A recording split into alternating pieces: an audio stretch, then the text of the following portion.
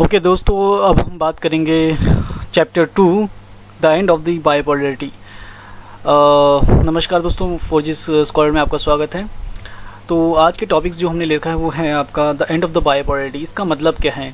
अब जो फर्स्ट हमने चैप्टर में देखा कि यूएस और यूएसएसआर की जो राइवलरीज थी वो बहुत ज़्यादा इंटेंस होते होते but after the cold war, ये लगभग आपका कोल्ड वॉर के बाद का जो सेशन है वो है एंड ऑफ द बायोपोलैरिटी। यानी कुछ सालों के बाद अब आपका जो यूएसएसआर है वो कोलैप्स हो जाएगा। यानी 1990 यानी 1990 तक, लगभग 1945 से लेकर 1990 तक तो जो पीरियड चलता है वो कोल्ड वॉर का चलता है। इस बीच में बहुत सारे इंसिडेंट होते हैं बट दुनिया को क्या दिखाया जाता है कि यूएसएसआर भी एक सक्सेस सिस्टम है और ज़्यादा से ज़्यादा लोगों को इन्फ्लुएंस में आना चाहिए। बट होता क्या है कि यूएसएसआर का जो सिस्टम था वो अंदर ही अंदर एक वीक था, एक खोखला था और वो एक तरह से झूठा दिखावा कर रहा था। तो इजी चलते हुए लगभग, और यहाँ बहुत सारी इकोनॉमिक पॉलिटिकल जो प्रॉब्लम्स फेस हुआ जो यूएसएसआर के अंदर लगभग 1945 से लेकर 1990 तक।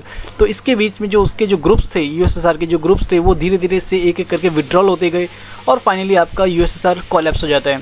यहाँ पर आपका फर्स्ट पेज पे ही आपका देखा इसमें जब जो बर्लिन वॉर का जो बेसिक बर्लिन वॉल थी उसका जो बेसिकली यहाँ पे पिक्चर दी गई है कि बर्लिन वॉल को तोड़ा जा रहा है। तो ये बर्लिन वॉल का टूटना ही सिंबल थी बेसिकली कोल्ड वॉर का एंड का। अब ये होता है कैसे कि जब हमने देखा था ईस्ट जर्मनी और वेस्ट जर्मनी बेसिकली डिवाइडेड थे between the US and USSR, क्योंकि ईस्टर्न जो पार्ट था जर्मनी का वो यूएसएसआर के कंट्रोल में था और जो वेस्टर्न पार्ट था वो आपका यूएस के कंट्रोल में था। बट जो वहाँ के जो लोग थे वो बहुत नेशनलिस्ट थे जर्मन्स वाले, और जर्मन वाले इस चीज़ को ब्रेक करना चाहते थे या तोड़ना चाहते थे। वो अपने आप को यूनाइट करना चाहते थे और जैसे ही उन्हें मौका मिलता है 1990 में या 1990 में वो अपने आप को अलग कर लेते हैं। यानी अपने आप को बेसिकली इस कम्युनिस्ट और कैपिटलिस्ट के सिस्टम से अलग कर करके वो अपना दीवार को, जो वॉल है उसको ब्रेक करके वो यूनाइट हो जाते हैं और यहीं से सिंबल होता है आपका the end of the cold war. Okay, जो आपका टॉपिक है वो बहुत ही इंपॉर्टेंट टॉपिक है। What was the Soviet system, यानी सोवियत सिस्टम था क्या? ये सोवियत सिस्टम इतना जो पूरा वर्ल्ड में एक आइडियोलॉजीज रूल करती है लगभग 45 सालों तक। ये 45 ये तो कोल्ड वॉर रहता है, लेकिन ये 1917 में इस्टेब्लिश्ड हुआ था। 1917 में यहाँ पे फर्स्ट टाइम रशिया में, आपने 9th क्लास में पढ़ा होगा, रशियन रेवोल्यूशन एक चैप्टर था। इससे पहले फ्रेंच रेवोल्यूशन था। ये जो रेवोल्यूशन थे एक तरह से चेंज था। तो जो कम्युनिस्ट सिस्टम भी चेंज हुआ था वो 1917 में चेंज हुआ था अंडर द लेनिन बेसिकली एक कम्युनिस्ट बोल्शेविक लीडर थे जो 1917 में रशिया में रेवोल्यूशन करते हैं और उसके बाद वहाँ पे कम्युनिस्ट सिस्टम आता है। तो 1917 में जो कम्युनिस्ट सिस्टम आता है वो होता क्या है बेसिकली? कम्युनिस्ट सिस्टम मतलब बेसिकली यहाँ पर एक मार्क्स, जो आपने पढ़ा होगा क्लास 11th में, कार्ल मार्क्स की जो आइडियोलॉजी थी कम्युनिस्ट मैनिफेस्टो, उसमें लिखा था कि किस तरीके से हमें ये जो सोसाइटी होती है कैपिटलिस्ट सोसाइटी वो पूरी तरीके से एक्सप्लॉयटेशन में बेस्ड होती है। फॉर एग्जांपल वो कहता है कि जो बड़े बड़े मालिक हैं, फैक्ट्री के जो बड़े बड़े मालिक हैं, वो सारा का सारा पैसा या सारी की सारी जो मेहनत है, वो प्रॉफिट है, वो सारा अपने पास रखते हैं। मज़दूरों को सिर्फ जीने भर की ही वो उनके मजदूरी या वेजेस देते हैं और एक्स्ट्रा जो प्रॉफिट होता है, जो बेसिक जिस पे मज़दूरों का हक है या आम लोगों का हक है, उनको नहीं दिया जाता। और स्टेट गवर्नमेंट भी, जो स्टेट होती है, वो भी मज़दूरों का साथ ना देकर बल्कि इनका आपका कैपिटलिस्टों का या बिजनेसमैन का साथ देते हैं। इसी रिगार्डिंग में तो इस सिस्टम को वो एक्सप्लॉयटेशन मानता है। इसके बाद और सोसाइटी जो है आपकी दो हिस्सों में बटी रहती है हमेशा। एक जो हैव एंड हैव नॉट्स। जो हैव है वो बेसिकली उनके पास बहुत सारा पावर है, पैसा है, सब कुछ है, और हैव नॉट्स यानी जो पुअर्स हैं, यानी जो बिल्कुल जिनके पास कुछ नहीं है, जो बेसिकली मजदूर है, जिनके पास सिर्फ अपना लेबर बेचने के लिए है, वो बेसिकली एक तरह से हमेशा से लार्ज नंबर में है सोसाइटी। 90% लोग वो लोग हैं जो प्रोलेटरेट हैं या जो जिनके पास हैव नॉट्स, जिनके पास कुछ नहीं है। तो यहाँ पर कार्ल मार्क्स कहता है ये जो 10% लोग हैं इनके पास सारी की सारी पावर है, पुलिस है, आर्मी है और स्टेट गवर्नमेंट भी इन्हीं का साथ देती है। दैट्स वाई कार्ल मार्क्स कहते हैं कि ये कभी भी इनसे जीत नहीं पाएंगे क्योंकि इनके पास सब कुछ है। तो सिर्फ ये जो मजदूर हैं, ये जो आम लोग हैं, इनको क्या करना पड़ेगा? इनको रेवोल्यूशन करना होगा। यानी इनका पास नंबर बहुत है, ये लगभग 90% लोग हैं। अगर ये एक साथ यूनाइट होकर के, ये जो 10% मामूली से लोग हैं, मतलब 10% जो मामूली नंबर्स में हैं बट इनके पास सब कुछ पावर है, तो अगर हम ये 90% लोग मिल करके एक साथ रेवोल्यूशन करेंगे तभी जा करके एक ऐसी सोसाइटी बनेगी जहाँ पर इगैलिटेरियन सोसाइटी बनेगी, जहाँ पर कोई किसी का एक्सप्लॉयटेशन ना कर पाए, एक दूसरे को इक्वालिटी हो, वहाँ पे कोई क्लास ना हो। सबसे पहली बात करते हैं कार्ल मार्क्स की, हम एक क्लास लेस सोसाइटी और स्टेट लेस सोसाइटी हमें बनाना है, जहाँ पर कोई स्टेट ही ना हो, जहाँ पर कोई क्लास ही ना हो, जहाँ पर रिच एंड पुअर का कोई गैप ना हो, सब बिल्कुल बराबर, यानी इगलिटेरियन सोसाइटी बनाना चाहते हैं। ऐसे सिस्टम को बनाने के लिए हमें सबसे पहले क्या करना होगा, हमें स्टेट को और जो इंस्टीट्यूशंस हैं उसको ख़त्म करना होगा। इंस्टीट्यूशन का मतलब यहाँ पर है जो भी स्टेट के ऑर्गन होते हैं, जो भी स्टेट की मतलब इंस्टीट्यूशंस होते हैं, like police, army, legislature, judiciary, ये सब को ख़त्म करने के बाद सिर्फ ऐसी सोसाइटी बनेगी जो सभी लोगों को बराबर सबके हक, सबके बेसिकली ज़रूरत को पूरा करेगी। जहाँ पर ऐसा नहीं है कि रिच के बच्चे कोई प्राइवेट स्कूल में पढ़ रहे हैं और पुअर के बच्चे किसी सरकारी स्कूल में पढ़ रहे हैं, जहाँ पर रिच अपना इलाज बहुत बड़े बड़े हॉस्पिटल्स में करवा रहे हैं, जबकि सरकारी हॉस्पिटल में यानी जो गरीब हैं वो अपने सरकारी हॉस्पिटल में इलाज करा रहे हैं। ऐसा कोई फ़र्क नहीं होगा, यानी सभी के लिए एक जैसी एजुकेशन सिस्टम होगा, सभी के लिए एक जैसी हेल्थ सिस्टम होगा। तो ऐसी सोसाइटी का ड्रीम कार्ल मार्क्स ने देखा था और उसको प्रैक्टिकल करके दिखाया लेनिन ने अपनी कंट्री में 1917 में। तो इसी को हम कहते हैं बेसिकली कम्युनिस्ट सिस्टम। इसमें सबसे पहली बात क्या होगा, इसमें सबसे जो खतरनाक बात ये थी कि इसमें प्राइवेट प्रॉपर्टी, यानी जो प्राइवेट प्रॉपर्टी है उसको, जो भी पहले बड़ी बड़ी जिसके पास बहुत बड़ी बड़ी ताकत है, प्रॉपर्टी है, सबको छीन लिया जाएगा। यानी वो छीनेगा कौन? कम्युनिस्ट। यानी कम्युनिस्ट एक पार्टी रहेगी जो कि इन सब चीज़ों को, मैटर को देखेगी उस कंट्री में।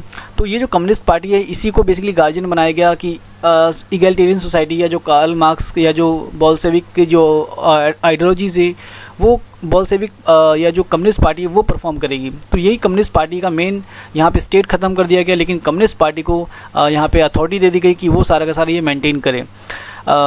इसके बाद देखोगे यहाँ पर कम्युनिस्ट पार्टी की तरफ से अथॉरिटी होने के बाद यहाँ पर कोई डेमोक्रेसी नहीं, उसके अगेंस्ट में बोलने वाली कोई दूसरी पार्टी नहीं हो सकती थी, उसका कोई अपोज नहीं कर सकता था। ये कुछ चीज़ें नेगेटिव थी, लेकिन इसका कॉन्सेप्ट यहाँ पे आप दो तरीके से लेके चलोगे।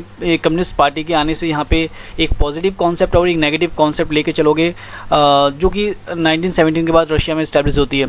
अब इसकी आइडियोलॉजी कितनी अच्छी बात थी। अब पॉजिटिव चीज़ देखोगे तो कम्युनिस्ट आइडियोलॉजी क्या बात करता है, कम्युनिस्ट सोसाइटी बात करता है हम इक्वलिटी लेके आएंगे सोसाइटी में। यानी यहाँ पर जो भी स्कूल होंगे, कॉलेजेस होंगे, सबको फ्री में एजुकेशन प्रोवाइड करेंगे, सभी लोगों को एम्प्लॉयमेंट प्रोवाइड करेंगे, हेल्थ फैसिलिटीज़ प्रोवाइड करेंगे। इसके अलावा एल्डर्स, यानी जो ओल्ड एज वाले पीपल्स हैं उनके लिए सारी फैसिलिटीज़ प्रोवाइड करेंगे। तो ये सारी सोसाइटी बेसिकली यूएसएसआर का एक पार्ट था, यानी यूएसएसआर में या जो रशिया में जो कम्युनिस्ट सिस्टम हुआ था वो इसका पार्ट था। और इसके बाद देखोगे सभी चीज़ कम्युनिस्ट गवर्नमेंट के अंडर में रहेगी, क्योंकि ये जो प्रोडक्शन था, प्रोडक्शन मतलब जो भी चीज़ें ये प्रोड्यूस करते थे वो सब स्टेट कंट्रोल में होता था, यानी पिन से लेकर कार तक। यानी कोई, जैसे हमारी कंट्री में देखोगे बड़ी बड़ी प्राइवेट ओनरशिप है, टाटा है, बिरला है, रिलायंस है, विप्रो, जितनी बड़ी बड़ी कंट्रीज़ है, कंपनीज़ हैं, उन सब के कंट्रोल में रहता है। तो यहाँ पर ऐसा कुछ नहीं था। यहाँ पे जितनी भी चीज़ें रहेंगी वो सभी यानी जो भी प्रोड्यूस होगा वो सब स्टेट गवर्नमेंट प्रोड्यूस करेगा। पिन से लेकर ये बेसिकली कार तक, एरोप्लेन तक, सब कुछ बेसिकली प्रोड्यूस करेगा आपका स्टेट। तो इसके बाद देखोगे यहाँ पर एक तरह से ये सब चीज़ें बेटर था कि यहाँ पर एजुकेशन वगैरह है या जो यहाँ पे हेल्थ फैसिलिटीज़ है वो सभी स्टेट गवर्नमेंट प्रोवाइड करेगा। तो इसी सिस्टम को हम कह सकते हैं कम्युनिस्ट सिस्टम। अब इसके अंदर कुछ चीज़ें नेगेटिव आती हैं। नेगेटिव में आप दो चीज़ लेकर चलोगे, पहले आप यहाँ पे पॉलिटिकल और इकोनॉमिकल। ठीक है, पॉलिटिकल में सबसे पहले आप देखेंगे पॉलिटिकल में यहाँ का जो सिस्टम था, जाहिर सी बात है कि अनडेमोक्रेटिक सिस्टम है। अनडेमोक्रेटिक सिस्टम में सिर्फ और सिर्फ जो कि बड़ी इंटरेस्टिंग चीज़ है कि जो यूएसएसआर के जो मेंबर्स थे, जो बेसिकली कम्युनिस्ट का जो पहले लीडर थे लेनिन, उन्होंने एक इगलिटेरियन सोसाइटी का ड्रीम रखा था कि जहाँ पर कोई हैव एंड हैव नॉट्स ना हो, एक एक्सप्लॉइटेशन करने वाली पावर ना हो। ठीक है, उसी पावर को के रिगार्डिंग में यहाँ पे कम्युनिस्ट पार्टी को परफॉर्म करा जाता है। लेकिन होता क्या है यहाँ पर नेगेटिव चीज़ें कि जो कम्युनिस्ट पार्टी जो इक्वालिटी सोसाइटी बनाने के लिए इस्टेब्लिश हुई थी, वही खुद अपने आप को क्या बना लेते हैं, वो अपने आप को एक तरह से सुपीरियर बना लेते हैं और उनकी अथॉरिटी या जो अथॉरिटेरियन टाइप की गवर्नमेंट वो इस्टेब्लिश कर लेते हैं। अथॉरिटेरियन मतलब वो अपनी मनमानी करते हैं, करप्शंस करते हैं। यहाँ पे कोई भी अदर पार्टीज़ को या अदर व्यूज़ को एक्सेप्ट नहीं करा जाता था, टॉलरेंट नहीं करा जाता था। इसकी वजह से कहीं ना कहीं यहाँ पर पूरी तरीके से जो लोगों की अर्ज थी, खासकर उन जो 15 रिपब्लिक्स हैं जो उनके साथ कनेक्टेड थे, जुड़े हुए थे, इसमें जाहिर सी बात जो 15 रिपब्लिक्स हैं जिसमें रोमानिया है, चेकोस्लोवाकिया है, पोलैंड है, तो इन कंट्रीज़ की भी अपनी एक आइडेंटिटी होती है, अपना कल्चर होता है, अपना रिलीजन होती है, अपनी लैंग्वेज होती है। बट ऐसा कुछ नहीं था। सभी जो भी चीज़ कंट्रोल होता था वो यूएसएसआर की जो बेसिकली जो कैपिटल थी, वैसे तो रशिया की जो कैपिटल थी मॉस्को, वहाँ से सारा कंट्रोल होता था। और बाकी जो उनके अदर जो रिपब्लिक्स हैं उनकी बेसिकली उनकी फीलिंग्स को, उनके कल्चर को टोटली इग्नोर करा जाता था, ना उनकी बातें सुनी जाती थी। और अगर कोई प्रोटेस्ट करता है तो बेसिकली उसको फोर्सफुली यानी अपनी आर्मी से, यूएसएसआर की जो बेसिकली आर्मी थी या जो कम्युनिस्टों की जो आर्मी थी उससे उनको सप्रेस्ड करा जाता था। तो कहीं ना कहीं यहाँ पर जो एक डेमोक्रेसी में जो आज़ादी होती है, जो फ्रीडम्स होते हैं, वो यहाँ पे पूरी तरीके से कंट्रोल थे। इसी की वजह से यहाँ पे लोग जो कई बार अखबारों में, कार्टून्स में कई बार शो करते थे कि हम क्या सोचते हैं, हम क्या फील करते हैं। तो कहीं ना कहीं पॉलिटिकल रूप से पूरी तरीके से ये ब्यूरोक्रेटिक और अथॉरिटी जो कम्युनिस्ट लीडर थे उनके कंट्रोल में था, क्योंकि जो कम्युनिस्ट लीडर से ऊपर कुछ भी यहाँ पे संस्था नहीं थी, कोई भी उनके ना कोई इंस्टीट्यूशंस है, ना कोई दूसरी पार्टी है। तो एक तरह से पूरी तरीके से मनमानी होगी तो जाहिर सी बात है वहाँ पर एक तरह से कोई फ्रीडम नहीं होगी, कोई स्पीच की फ्रीडम नहीं है, कोई एक्सप्रेशन की फ्रीडम नहीं है यहाँ पर। तो इस वजह से यहाँ पे हम कह सकते हैं कि जो सोवियत सिस्टम था पूरी तरीके से अथॉरिटेरियन बन गया था कम्युनिस्टों का, और एक तरह से एक एलिट क्लास, उसमें भी एलिट क्लास राइज हो गया था। जिस एलिट क्लास के खिलाफ इन्होंने रेवोल्यूशन करा था, अब वो खुद ही जिन्होंने रेवोल्यूशन करा था वही पार्टी के क्या बन गए। यानी बहुत फिलोसफर ने कई बार कहा कि अगर आप किसी व्यक्ति को अगर पावर देते हो तब उसका असली रंग निकल कर आता है। तो कम्युनिस्ट पार्टी ने जैसी पावर गेन करती है तो वो खुद अपने आप को एक अथॉरिटेरियन या ब्यूरोक्रेटिक्स में और बेसिकली कंट्रोलर के रूप में खुद को इस्टेब्लिश कर लेते। तो ये पॉइंट आपका नेगेटिव बनेगा एज अ पॉलिटिकल। इसके बाद आप इकोनॉमिक सेंस में जाओगे। इकोनॉमिक सेंस में आप इकोनॉमिक पॉइंट लिखोगे कि इकोनॉमिक क्या प्रॉब्लम थी इस कंट्री में। हमने पॉलिटिकल प्रॉब्लम देख ली कि यहाँ पे कोई आज़ादी नहीं थी, एक तरह से अथॉरिटेरियन गवर्नमेंट थी। इकोनॉमिक में भी सिमिलरली इसी तरीके से जो वहाँ का सिस्टम था कि सभी चीज़ें जो प्रोड्यूस होगी, जो जितनी भी लैंड है, लैंड पे भी सारा स्टेट का कंट्रोल होगा। जो भी प्रोडक्शन होगा लैंड से तो वो स्टेट कंट्रोल के रिगार्डिंग में ही होगा। यानी कम्युनिटी वाइज वो प्रोडक्शन करते थे। यानी एक ज़मीन है तो वो एक ज़मीन किसी आदमी की नहीं है बल्कि एक ग्रुप की है, कम्युनिटी की है। और कम्युनिटी जो भी प्रोड्यूस करते थे उसके इंटरनल सेटलमेंट होंगे, उसके अकॉर्डिंग वो स्टेट कंट्रोल के अंदर में वो सेटल करते थे। और जिसकी जितनी ज़रूरत होगी उसको उसी तरीके से दिया जाता था। कुछ बेसिकली मेरिट भी देखा जाता था। तो ऐसा सिस्टम यहाँ पे इकोनॉमिक था। बट इकोनॉमिक प्रॉब्लम सबसे बड़ी क्या थी कि जो सोवियत जो गवर्नमेंट थी या जो कम्युनिस्ट गवर्नमेंट थी वो बेसिकली अमेरिका के साथ कंपटीशन में इन्वॉल्व थी। अमेरिका के साथ आपने देखा कि फर्स्ट चैप्टर में देखा कि जब जो कोल्ड वॉर के एरिनास थे, यानी लगभग ये क्यूबा मिसाइल से लेकर अफगानिस्तान, कॉन्गो वॉर में, इसके अलावा इराक वॉर में, वियतनाम, कोरिया के वॉर में, सब जगह ये बेसिकली इन्वॉल्व हो जाते थे, अफगानिस्तान वॉर में। तो इस वॉर में इन्वॉल्व होने की वजह से जो यूएसएसआर की जो इकोनॉमी थी वो कहीं ना कहीं डाउन होती जा रही थी, स्टेगनेंट हो रही जाती, बढ़ नहीं पा रही थी। क्योंकि जो यूएसएसआर है वो अमेरिका के साथ आर्म्स रेस में इन्वॉल्व थे। यानी वो अगर अमेरिका कोई वेपन्स बनाता है तो वो भी वेपन्स बनाना स्टार्ट कर देता था। अगर अमेरिका ने कोई न्यूक्लियर बॉम्ब बनाया तो उसने भी न्यूक्लियर बॉम्ब बनाया। तो कहीं ना कहीं अपने आप को ये दिखाने के लिए कि हम उसके इक्वलेंट हैं, बिल्कुल उसके बराबर पावर रखते हैं, तो अमेरिका बहुत ज़्यादा इन्वेस्टमेंट करने लग गया आर्म्स पे। इससे क्या हुआ कि वहाँ की जो प्रोडक्शन चीज़ें थी, यानी जो कंज्यूमर गुड्स थे, वो बेसिकली उसका लैक होने लग गया। यानी लोगों को उस चीज़ की कमी होने लग गई। और धीरे धीरे कहीं ना कहीं जो यूएसएसआर के जो पीपल्स है वो फ्रस्ट्रेशन होने लग गए। वहीं पे कई बार फेमाइन वगैरह भी और कई बार स्टारवेशन वगैरह की भी रिपोर्ट देखी जाती है। और लगभग 1970s तक आते आते जो यूएसएसआर की जो इकोनॉमी थी पूरी तरीके से डाउन हो चुकी थी, स्टेगनेंट हो चुकी थी, जिसकी वजह से यहाँ पे जो भी कंज्यूमर गुड्स हैं, फूड प्रोडक्शन है, सब बेसिकली अंदर ही अंदर इंटरनल वो काफ़ी डाउन हो चुके थे। लेकिन जो यूएसएसआर की जो मीडिया था वो वर्ल्ड को ये शो कर रहा था कि हम बहुत बेटर हैं, हमारा जो सिस्टम है बहुत बेटर है, जिसकी वजह से उनका जो इन्फ्लुएंस वो और इंक्रीज़ होता रहा। लेकिन अंदर ही अंदर वो बेसिकली खोखले होते जा रहे थे, वहाँ के लोग काफ़ी परेशान थे। तो ये बेसिकली सबसे बड़ा इसका इकोनॉमिक डीमेरिट था यूएसएसआर के सिस्टम का। अब इसी में जो नेक्स्ट जो टॉपिक है आपका वो है गोर्बाचेव एंड द डिसइंटीग्रेशंस। अब मिखाइल गोर्बाचेव जो थे basically become the general secretary of the communist party of the Soviet Union in 1985। जब 1985 में वो कम्युनिस्ट के लीडर्स बनते हैं तो जाहिर सी बात है अब वो कुछ रिफॉर्म्स करना चाहते थे। रिफॉर्म्स का मतलब यहाँ पे दो वर्ड में है। यहाँ पे लाइक आप इसके जो गोर्बाचेव है वो दो वर्ड्स होते हैं, पेरेस्ट्रोइका एंड ग्लास्तनोस्त। पेरेस्ट्रोइका बेसिकली यहाँ पर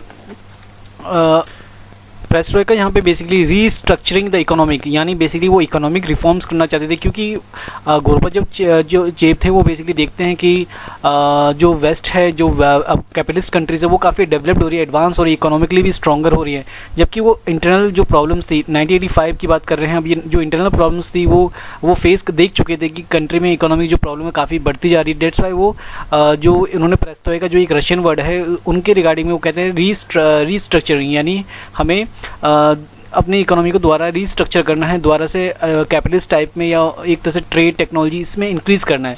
दूसरा जो वर्ड था वो ग्लासनोथ बेसिकली ये भी रशिया वर्ड है जिसका मतलब है ओपननेस। अब ये पॉलिटिकल सेंस में वो क्या करना चाहते थे, पॉलिटिकल सेंस में वो जो डेमोक्रेटिक है या जो फ्रीडम्स है वो थोड़ा सा प्रोवाइड करना चाहते थे लोगों को, जिसमें एक तरह से यही दो यानी पॉलिटिकल और इकोनॉमिक रिफॉर्म्स वो करवाना चाहते थे। इससे हुआ क्या, इससे ये हुआ कि जो उसके अलायंस थे यानी यूएसएसआर के जो अलायंस थे वो बेसिकली अपनी फीलिंग को, अपने जो फ्रीडम्स थी उसको ज़्यादा से ज़्यादा उनको मौका मिल जाता है। अब वो यहाँ पर अपनी कंट्री में जो भी कम्युनिस्ट कंट्रोल था या उनकी खुद की जो गवर्नमेंट थी जो यूएसएसआर के साथ कनेक्ट थी, वहाँ के लोगों ने उसका विड्रॉल या बेसिकली विड्रॉ करने के लिए प्रोटेस्ट करना स्टार्ट कर दिया। प्रोटेस्ट करना स्टार्ट का मतलब यहाँ पे ये था कि वो लोग अब यूएसएसआर के कंट्रोल में नहीं रहना चाहते थे। तो इसका जो गोरबाचेव के लीडरशिप पे ये क्या इम्पैक्ट पड़ा, क्योंकि गोरबाचेव ने ये डिसाइड कर चुके थे कि वो अब ज़्यादा से ज़्यादा लोगों को डेमोक्रेसी देंगे, यानी डेमोक्रेसी का मतलब होता है कि आप अपने व्यूज़ को रख सको। तो जैसे ही यूएसआर के जो अलायंस थे उनको जब ये मौका मिलता है और सोवियत कंट्रोल का जो बेसिकली जो लीडर थे गोरबाचेव वो कोई ज़्यादा उन पे अटैक नहीं करते, यानी जब उन्होंने अपने आप को अलग रखने की डिमांड करी तो कम्युनिस्ट आर्मी वहाँ पे उनको जाती नहीं कि आप कैसे हमारे से अलग हो गए, या उन्हें सप्रेस्ट करने के लिए वो जाती नहीं है, जिसकी वजह से उनके मौका मिल जाता है और फाइनली वो अपने आप को उनसे अलग कर लेते हैं। तो इस चीज़ के लिए काफ़ी ज़्यादा जो कम्युनिस्ट लीडर थे, यानी जो कम्युनिस्ट लीडर थे जो कि ट्रेडिशनल थिंकिंग वाले थे, जो ऑर्थोडॉक्स थे, वो कोई भी चेंज नहीं होना देना चाहते थे, जबकि जो गोरबाचेव है वो बेसिकली रिफॉर्म्स करना चाहते थे। तो इसके रिगार्डिंग में वहाँ पे एक सिचुएशन बन गई थी कि विद इन अ पार्टी उनका क्रिटिसाइज़ किया गया। बहुत सारे लोग एक तरह से डिसाइड नहीं कर पा रहे थे कि अब कंट्री में सिचुएशन क्या होगी, एक रिफॉर्म्स होने जा रहे हैं या कब बिल्कुल पहले का जो मैटर है कम्युनिस्टों का वैसा होगा। तो कंट्री में बेसिकली एक नेगेटिव या पॉजिटिव सिचुएशन बन चुकी थी कि अब होगा क्या हमारी कंट्री का। अब यहाँ पर कंट्री में कम्युनिस्टों को जब लगा कि हमारा जो अथॉरिटी है, कंट्रोल है, जो हमारा छिनने वाला है और कंट्री के लोग रिफॉर्म्स चाहते हैं, तो उन्होंने बेसिकली मिलिट्री रूल को इस्टेब्लिश कर दिया, यानी एक कूप गवर्नमेंट को इस्टेब्लिश कर दिया। A coup took place in 1991 that was encourage by the communist party hardliners. अब यहाँ पर फिर दोबारा जो मिलिट्री यानी कूप जब आ गया यहाँ पर बेसिकली, तब उसके रिगार्डिंग में क्योंकि लोगों ने डेमोक्रेसी के जो फीचर्स हैं वो टेस्ट कर चुके थे और वो नहीं चाहते थे फिर से हम उसी पुराने सिस्टम में वापस लौटे। तो यहाँ पर का एज अ हीरो राइज होते हैं बोरिस येल्त्सिन। फिर से डेमोक्रेसी को मतलब फिर से डेमोक्रेसी लाने के लिए वो एफर्ट करते हैं और वो पुराने सिस्टम को भी तो अपोज करते हैं, साथ साथ वो मिलिट्री कूप को भी अपोज करते हैं। तो बोरिस येल्त्सिन के सपोर्ट में बहुत सारे लोग राइज हो जाते हैं, जिसके बाद एक इलेक्शन में वो बेसिकली जीतने के बाद वहाँ पे एक तरह से रिपब्लिकन गवर्नमेंट का एस्टैब्लिश होती है। ओके, यहाँ पे मैं आपको थोड़ा सा रीड करके सुनाता हूँ। जैसे Boris Yeltsin emerged as a national hero in the opposing the this coup the Russian republic where the Yeltsin won a popular elections began to shake off the centralized control power, began to shift from the Soviet central to republics, especially in the more Europeanised part of the Soviet Union. मतलब क्या है यहाँ पर, अब देखिए जो जैसी Boris Yeltsin election जीतते हैं उसके बाद बेसिकली बोरिस जो जीतते हैं उसके बाद यहाँ पे जो सेंट्रलाइज्ड जो कंट्रोल था वो कम होने लग जाता है और यहाँ पे जो बेसिकली कम्युनिस्टों का जो कंट्रोल था वो कम होने लग जाता है और इनके जो साथ जो ग्रुप्स थे यानी जो 15 रिपब्लिक्स उनके साथ थे वो अपने आप को अपनी सॉवरेनिटी के लिए यानी वो अपनी आइडेंटिटी अपनी इंडिपेंडेंस के लिए वो बेसिकली डिमांड करते हैं, वो पूरी तरीके से उनसे अलग हो जाते हैं और अलग होने के बाद बेसिकली वो एक कॉमन इंडिपेंडेंस नेशंस एस्टैब्लिश करते हैं। और यहाँ जो यूएसएसआर के अंदर में जो बेसिकली आपका यूक्रेन और जो रशिया और यूक्रेन और बेसिकली बेलारूस जैसी कंट्रीज़ थी वो अपने आप को अलग कर देती हैं यूएसएसआर से और कहीं ना कहीं यूएसएसआर अब डिसबैंड हो जाता है और यहाँ पर वो एक नया फेडरेशन इस्टेब्लिश करते हैं कॉमनवेल्थ ऑफ इंडिपेंडेंट नेशंस। अब यहाँ पे कॉमनवेल्थ ऑफ इंडिपेंडेंट नेशंस का मतलब क्या है कि ये अपने आप को इंडिपेंडेंस रखना चाहते थे और कहीं ना कहीं इस समय तक आपका जो यूएसएसआर है वो पूरी तरीके से डिसइंटीग्रेट हो जाता है। इसके बाद देखोगे जो सक्सेसर है यूएसएसआर का वो रशिया होके राइज होता है और रशिया जितने भी यूएसएसआर की ट्रीटीज़ थी, यूनाइटेड नेशन के जो सिक्योरिटी काउंसिल में उनकी परमानेंट सिक्योरिटी काउंसिल में जो परमानेंट सीट थी वो उसको मिलती है एज ए सक्सेसर। जितनी भी ट्रीटीज़ यूएसएसआर ने करी थी आर्म्स कंट्रोल के रिगार्डिंग में या अदर ट्रीटीज़ करी थी वो रशिया फॉलो करता है, यानी रशिया जो था वो अब सक्सेसर बन गया यूएसएसआर का। और यूएसएसआर के जो फॉर्मल जो मतलब जो कंट्रीज़ थी वो से अब एक एक करके अपने आप को डिसइंटीग्रेट करती है, क्योंकि वहाँ के लोगों को अपनी एक आइडेंटिटी, अपनी एक सॉवरेनिटी चाहिए थी, जिसकी वजह से वो यूएसएसआर से अपने आप को अलग करते हैं और इस तरीके से सोवियत यूनियन का एक तरह से डिसइंटीग्रेट करते हैं, खासकर जब गोरबाचेव के रिफॉर्म्स सामने आते हैं। तो धन्यवाद दोस्तों, थैंक यू आपका, आपने वीडियो देखा। अगर आपको अच्छा लगा तो इसे लाइक करिए, सब्सक्राइब करिए और अपने डाउट्स वगैरह पूछिए। मैं आप कोशिश करूँगा कि आपके क्वेश्चंस का जवाब दे सकूँ। Thank you.